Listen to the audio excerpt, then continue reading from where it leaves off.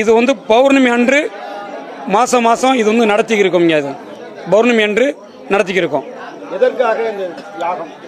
இது குடும்ப ஒற்றுமை இருக்கணும், திருமண பாக்கியம் கிடைக்கணும், குழந்தை பாக்கியம் கிடைக்கின்றக்காக தான் இது முழுமையான ஒரு சந்தோஷமான விஷயம் பண்ணிக்கிருக்கோம்.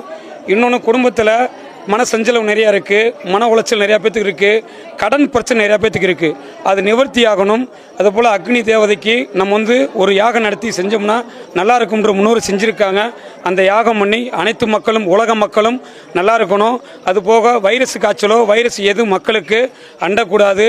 இன்றைக்கி அனைத்து நாட்டிலையுமே அனைத்து மக்களுக்கும் வைரஸ் வந்து தாக்கியிருக்கு. அந்த தாக்கம் இல்லாமல் இருக்குன்றக்காக அந்த யாகம் நடத்துகிறோம்யா.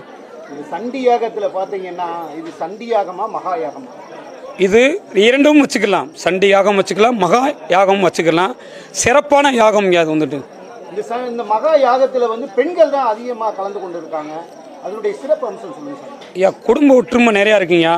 இந்த கோயிலுக்கு வந்து இந்த ஆலயத்தில் வந்து அம்மா வந்துட்டு வணங்கிட்டு போனால் குடும்ப ஒற்றுமை இருக்குது. கணவன் மனைவி சண்டை